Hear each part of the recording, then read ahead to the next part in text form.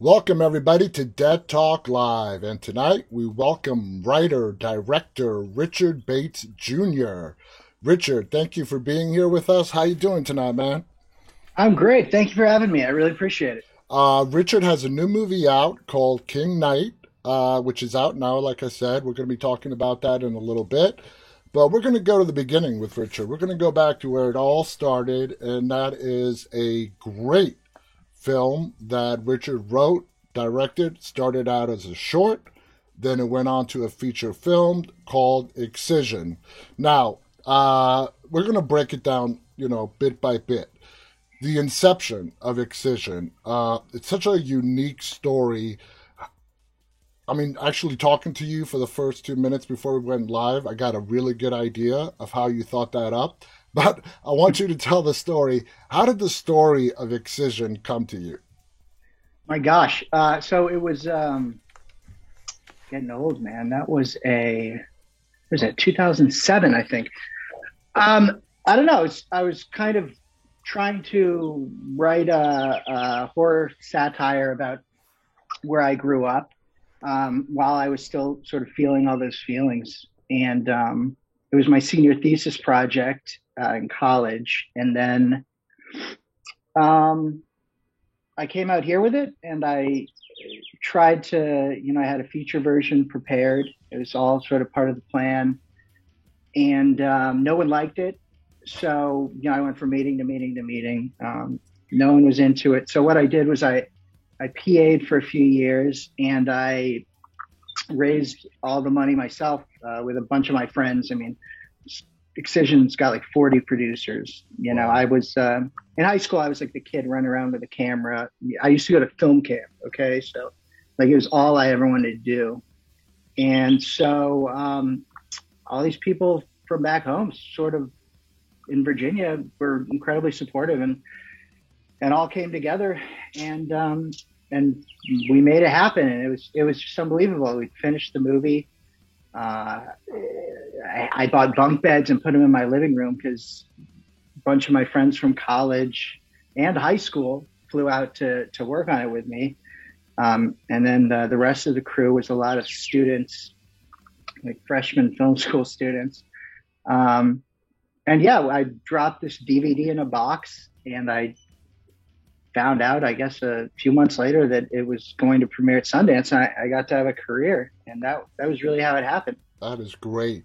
Now, Pauline, obviously, Excision revolves around the character of Pauline, this disturbed teenage girl who wants to be a surgeon. What was the inspiration for Pauline in particular? I mean, here you have this very disturbed teenager. Starting to watch this film is not going to end in a good way. It's not going to end with a happy ending. What inspired the character of Pauline? Well, I think the whole surgery aspect, it was this idea that you kind of, a lot of kids, at least growing up where I grew up in Northern Virginia, sort of lived to make their parents proud. By the And way, if, I'm in Northern Virginia now. I'm in Manassas. oh, right on. Okay. Yeah, I was in like McLean. Oh, that's just down the road. So yeah, so there was just this heightened pressure. It was a strange public school where if you didn't get into a good college, you weren't cool. Hmm. You know what I mean? So it all sort of stemmed from that. It was this sort of desire to please your parents at all costs, even if that meant deluding yourself into, you know, thinking you could do something that you didn't quite earn because of this pressure to achieve at such a young age. Um, And Pauline is the complete opposite of that. She doesn't do anything to please her parents or school officials. In fact, she goes out of her way to make sure that everything she does goes against social norms. So is that where the satire part comes into it? Absolutely, but then there's also this sort of hypocrisy, right? I mean, we're all hypocrites. Where deep, deep, deep down, she still wants to, what could make her parents more proud than being a doctor, right? Hmm. And she sort of deludes herself, like I said, into believing she can do this thing and win them over after she feels she's lost them. And it's a sort of desperate attempt to do that. And then her mother sort of realizes that she's had a hand in sort of creating this, and she breaks down. You know what I mean? And there's a strange moment of connection between the two for the first time in the film, and that's how the short film ended as well. It was funny. I finished a short film, and people would say, "Oh my goodness, I can't wait for a feature. I'd love to know what happens next." Mm-hmm. And that's the end of the story as far as I'm concerned. Yeah, it is, and it's a great way to end it.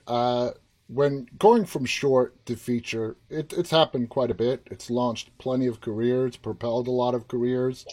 Uh, the feature film, because of, let's say, budgetary constraints, did you really have to tone it down from what you actually wanted to put on the screen?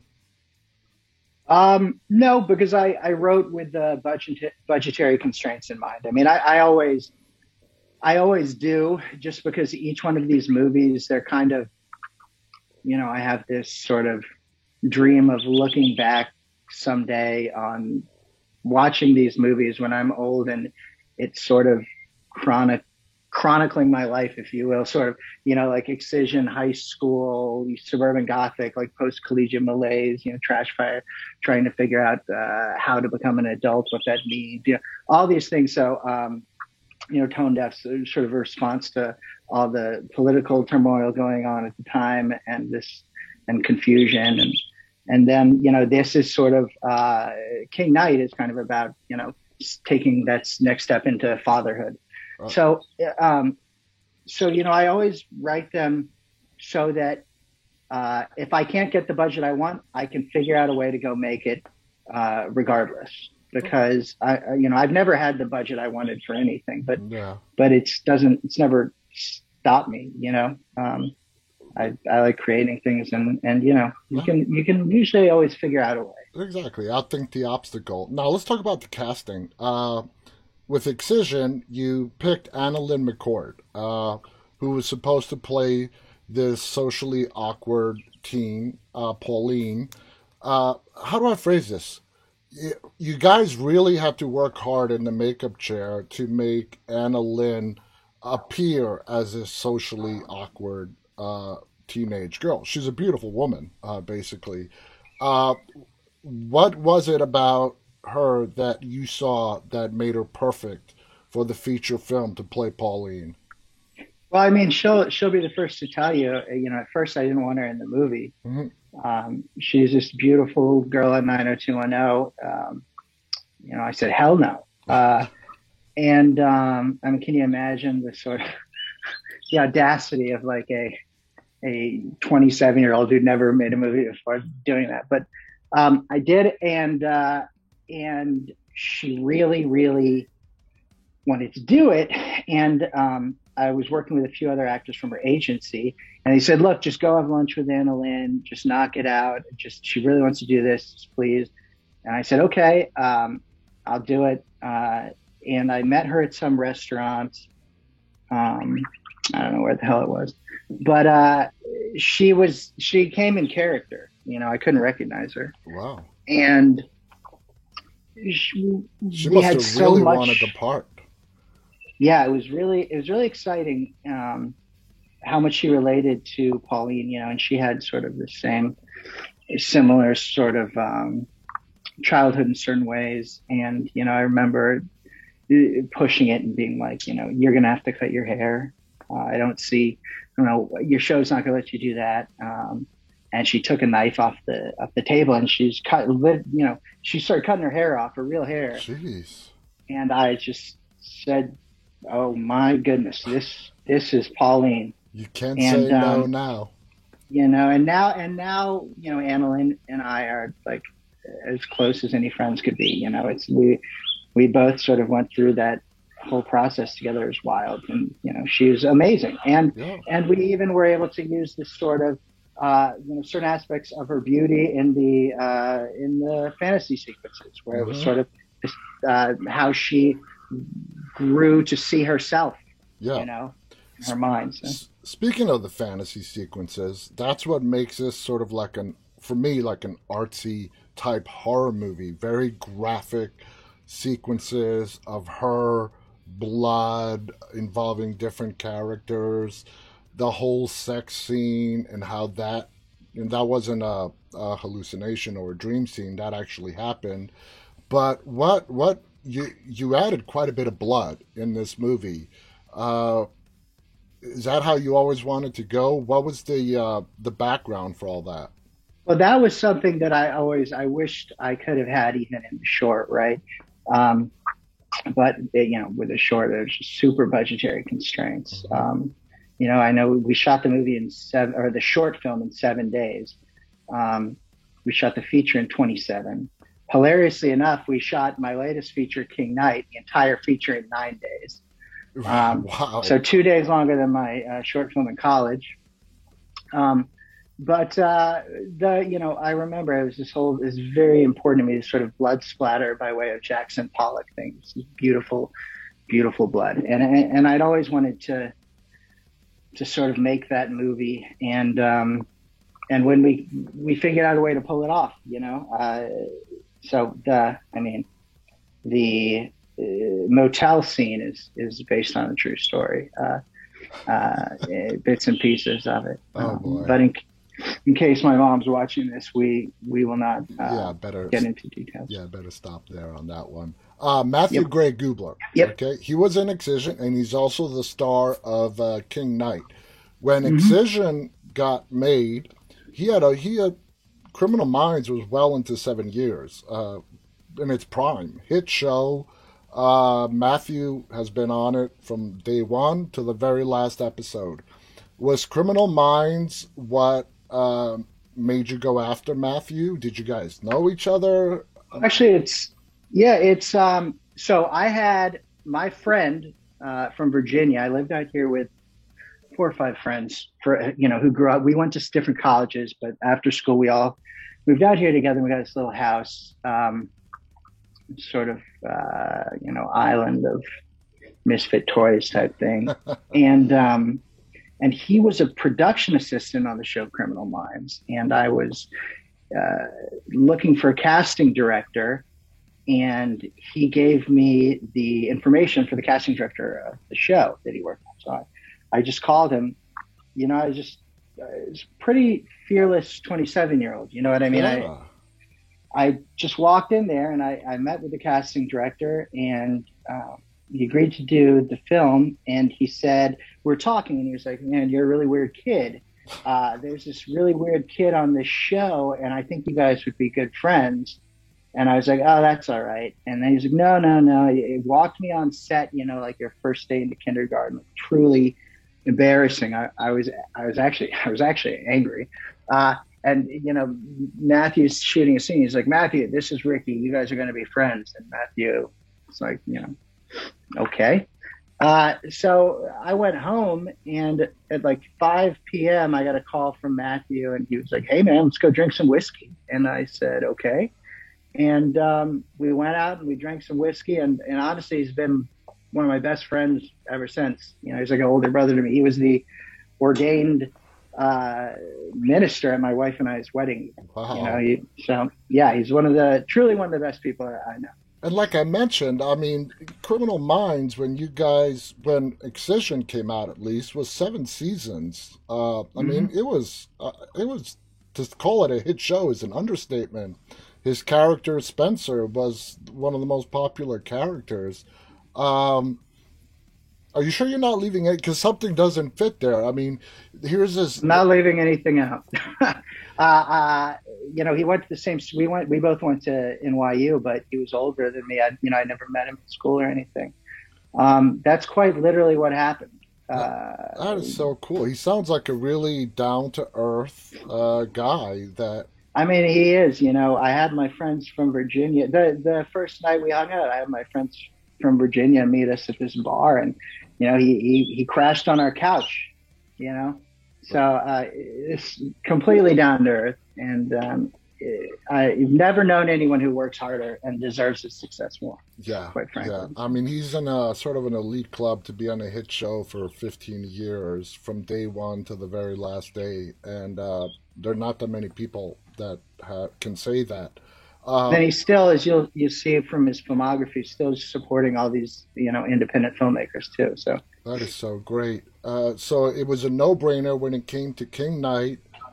Did you write the role around him? Did you know right away that you wanted Matthew to play the lead role in King well, Knight? so I usually don't do that, but he's the first person I asked. So I'd sort of written it, and then I wrote it right after sort of Tone Deaf came out, and I'd written the first draft fairly quickly, but and then spent a lot of time sort of fine tuning it. But I really wrote it sort of to make myself happy. I'd been offered this witch movie that it was a very good script, but it was kind of about it was like about an evil witch, and I was trying to figure out what would I do with this, and then I realized if I made a witch movie, it wouldn't be that movie at all. And so I got to writing this, and I was having so much fun. I called Matthew and I said, I'm just going to go try to make this movie. I've got a little bit of money saved up. I ended up taking out a loan as well to finish it. And I said, hey, you want to go make a movie in my yard, on a road and in a park and a few other places? And he said, sure thing, man, let's go do it. And then so with a movie like King Knight, which is what's really cool is, when you direct a movie, you have control over a lot of things, but not everything, right?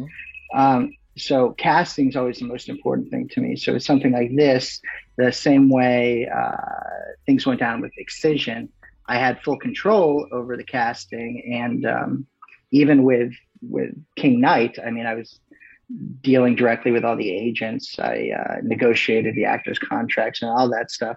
When you make these kind of indies, you kind of have to learn how to do everything. So Exactly. so what was really cool was there's no one in the movie that I really didn't want there. So Is it true? I mean, I think it is true that Matthew has been in all your films except Tone Deaf. except for Tone Deaf, yep. Is that scheduling reasons? Did you want him and just it didn't work out? Scheduling reasons, yep. Okay. So King Knight, when the IMDb has the release date of 2021 for theater and video on demand. When did it officially release to the public? So it played at the Fantasia Film Festival over the summer. And that's where we sort of started to garner interest from companies. And XYZ was really awesome and reached out. Hmm. Or I forget. I think I reached out first, actually, because I'm always, hustling, I guess, if you will. Uh, but they were just the coolest. And then all my friends said this guy James that works with XYZ was just the greatest. And I talked to him, and he was just so straightforward and honest and cool. So let's do it, man. So it was always kind of too. My dad passed away last year, and his favorite movie, 7 years old, his favorite movie had passed many years was Mandy. He loved Mandy. I mean, he even got me like a mug for Christmas that had the Mandy poster on it. So XYZ put that out. So for XYZ to do this is really kind of special and cool. That is that is I really. loved him. I mean, I couldn't say a single negative thing about working with him. You have spanned the subgenre of horror. Like King Knight is a comedy.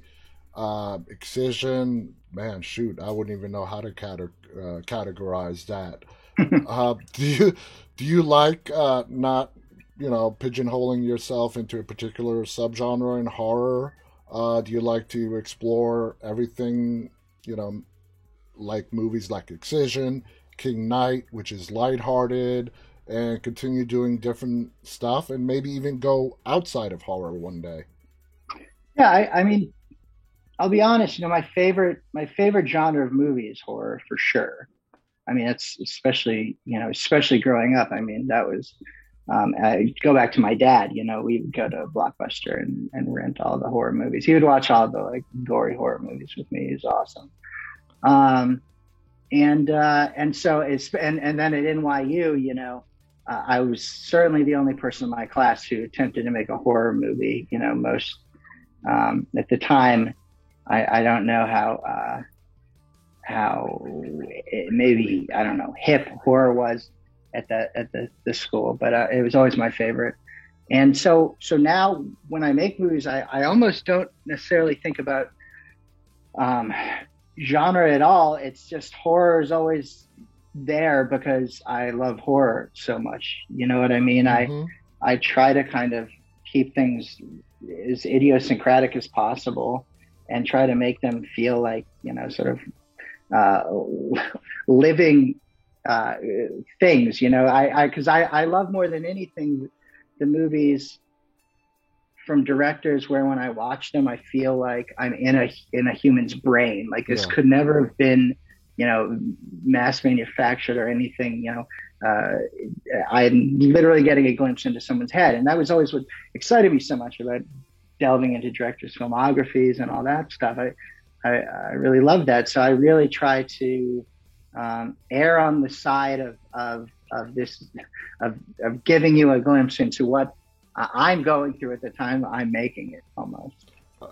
A lot of filmmakers, everybody has a different opinion on this on film school. You went to NYU. Tish, I'm assuming you studied film, correct? Hmm. Okay, Yes. it's the best film school in the country, at least, maybe the world. How much of your success and in your career do you attribute to everything you learned at film school at NYU? Um, you know, it's I would say film school is really what you make it, right? So, because I know kids that went there and maybe didn't care so much about film by the end of school, Yeah, um, uh, and I know kids like myself that like lived and breathed it, and it was I treated each project as if the entire world was going to see it, even though it was some weird yeah, student art film that makes me cringe watching now. You know what I mean? yeah. So it's like that. I think the best thing that happened to me at NYU was moving to New York because it toughened me up. Because being in Virginia, I was definitely a little naive, and I hadn't really sort of seen the darker side of a lot of things. And I was really thrown out of my comfort zone in a very good way. Yeah. And it was like instant grow up. I remember coming back from school and the stories I would share with my friends who are, at sort of more collegey colleges. It was from like I went to like a jazz club and I saw someone, you know, fall off the stage and OD or something to them being like I did a keg stand and I did, it was just very weird, Very you different. know? I Yeah. was born and raised in New York City for the first 23 years of my life. I own my childhood home there now. My main That's hangout awesome. my main hangout area was Washington Square Park back in the Hmm. 90s when I was a teenager, partying and all that into your early 20s. So Washington Square Park was our home base whenever we would go out and do everything. So I grew up and I saw all the film students around the park, which, by the way, NYU's campus, it doesn't have a traditional campus. The village is its campus, Right. basically. Yeah. And you see all the film students around Washington Square Park. I grew up watching them shooting around the park, and you would see people gathering around and whatnot. And it's funny, your story and my story are sort of opposites, where you were born in Virginia and you went to New York, and my kids now who were considering NYU, me having grown up in New York City, that's always a fear. That city will swallow you whole if you let it. Right. You know what I mean? It Right. will eat you up alive. The experience, aside from NYU, but just being in the, New York City, in the village, outside of school, would you say that was invaluable to you, the just priceless as far as life experience goes, and you've brought that into your films? Uh, I would say absolutely yes, unquestionably.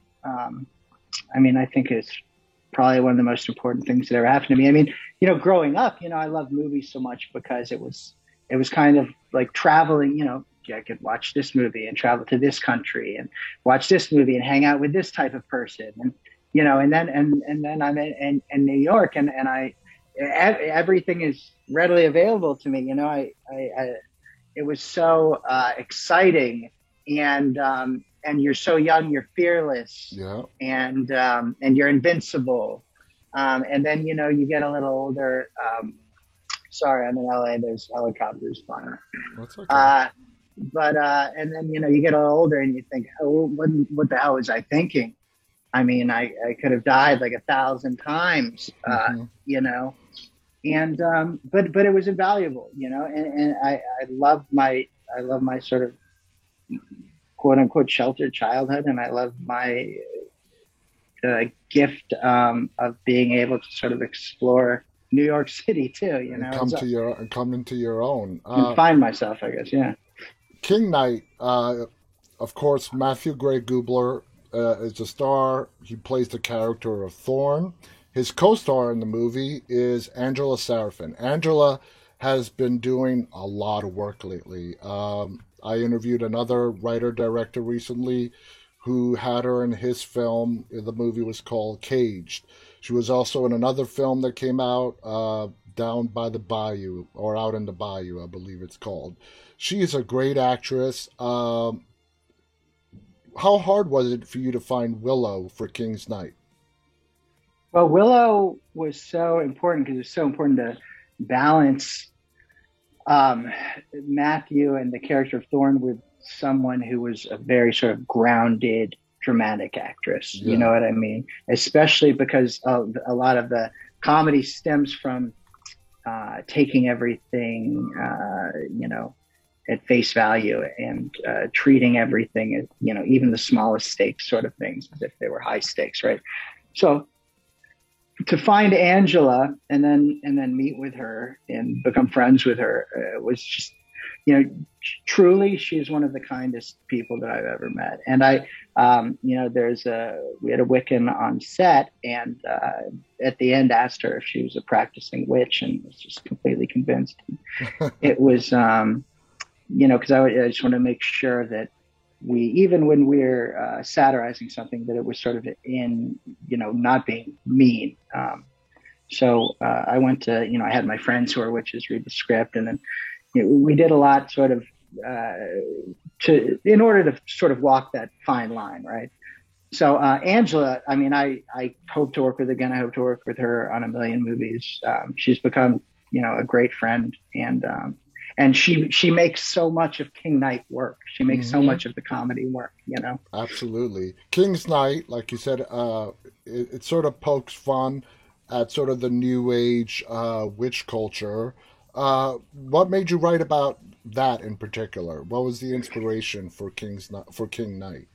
Well, really, that's what sort of stemmed from me being offered that Evil Witch movie, and then wanting to sort of make a movie about my experience with witches. And even, when I moved to New York, I would go to the Wiccan store, and I remember one of my projects sophomore year was a documentary about Wicca.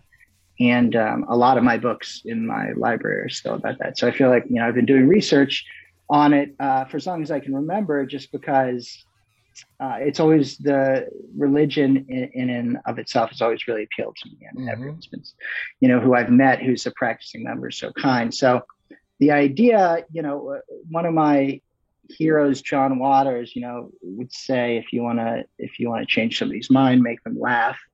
So I knew that if I was to sort of be speaking to uh, people where I grew up and the family that I grew up in, and those around us, and try to explain Wicca as not being evil or Satan or whatever.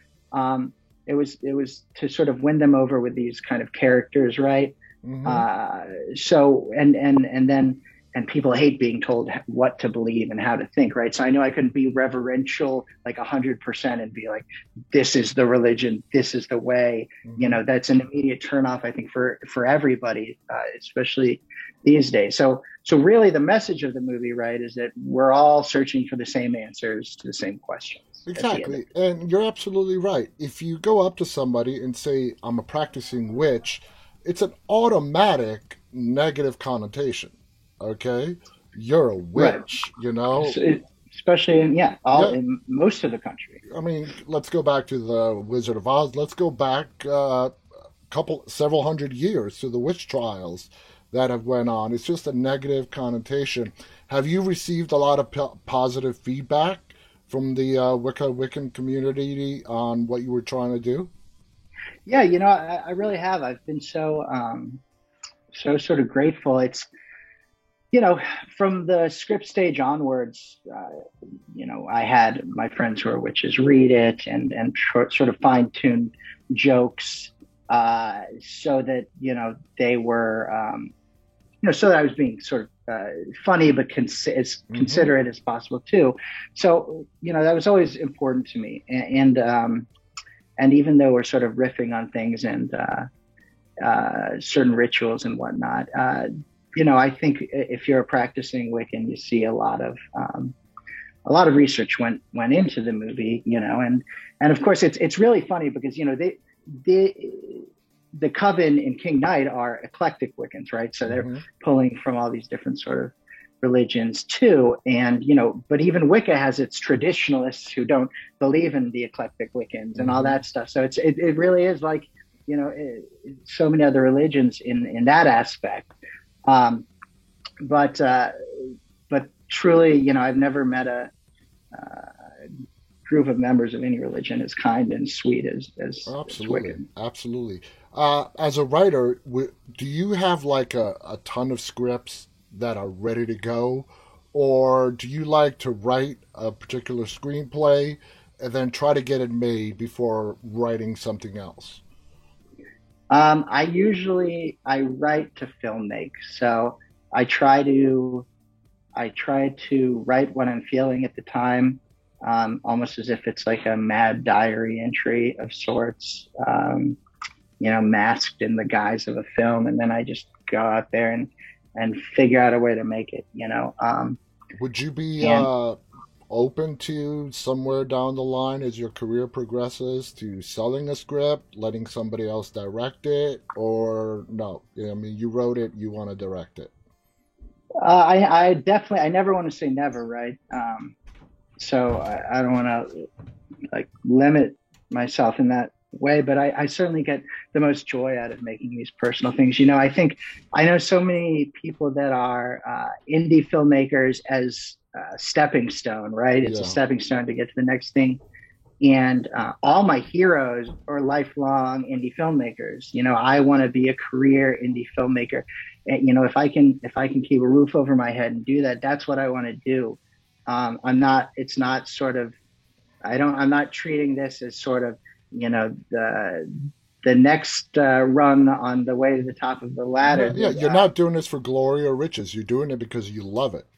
it just makes me so happy. It's like Hmm. really my like reason for living. So I love it. So yeah, I don't want to say never, but it's so much time and effort to you structure it and then you restructure it and then you play around with the structure and then you know all these things that I really, by the time I'm done with it, it ends up being so personal. I it would just kill me not to go try to make it, I I know. guess, Yeah, yeah, I can totally understand. I want to thank you so much, Richard. Before we go, I want to ask you one last question. Are Yeah. you in LA now? Is that now where you call home? Mhm. Uh, Yeah, s- I'm in Los Angeles. Yeah, I love it. My wife and I got this nice little house in mid city, and I got a garage to work out of, and not a complaint in the world. Honestly, I'm a pretty lucky dude. so you left the East Coast and now you're a West Coaster. I know, I know. I pretended not to like it, because you're supposed to when you first leave New York, you have to say "fuck California." Yeah. But now I really do love it. I have a little patch of grass to my right, and No, it's LA kind of is become beautiful. LA home. is beautiful. Who wouldn't like to go out, especially now this time of year in February, in shorts and a I am t-shirt? I am wearing I am in mesh We are shorts. freezing our asses off here in Virginia, just outside of DC. It's Oh, like I spoke with my mom earlier today. She was telling me. it's cold. Richard, thank you so much. Thank you, man. I really appreciate it. This was a super fun interview. So Oh, thank you. Again, just one last question: directing or writing, which do you love the most? directing. Directing, hands down. Not even The writing's super therapeutic, but it gets really lonely. And my favorite thing is to collaborate with all the other artists. nice. It's all kind of 2D until an actor brings it to life. Absolutely. Now, for our viewers out there, King Knight is available on your uh, streaming platform of choice to rent or buy. Uh, Please do. Please keep a please roof do over my watch the head. movie. It's funny. It's great. You're gonna love it. It's listed as having a theatrical release as well. Did it get a theatrical Yeah, so release? that's why I'm kind of tired right now. I was just in Austin. Goobs and I did a few shows in LA. Then we premiered in Austin over the weekend. Now we got some in Phoenix. We've got a week long stretch here in LA. I know we actually played in Virginia at the Alamo. Alamo, I think a lot of one offs in like nine or something Alamo theaters. I'm not quite certain, Nice. but I remember our graphic artist, who did the animated sequence. This really great guy Nabi who lives in DC. He drove an hour and a half or whatever out in Virginia and saw his first animated work in a feature on a big screen, and he was Cool. freaking out. And it was so awesome to hear from him. It was actually one of my happiest moments in the whole thing. He was so psyched. That is so awesome. Guys, Yeah. again, check out King Knight. It's available on your digital streaming platform of choice to rent or buy. You won't regret it. It's great. Thank you again to our guest, Richard Bates Jr. Thank you to our audience who's watching this live or is watching this later on. Richard, any final thoughts you want to share before we go? No, no, no. Sounds I got good. nothing. I'm tapped out, man. I totally hear you. Guys, till next time, on behalf of Richard and myself, stay safe, stay walking. Good night. Thank you again.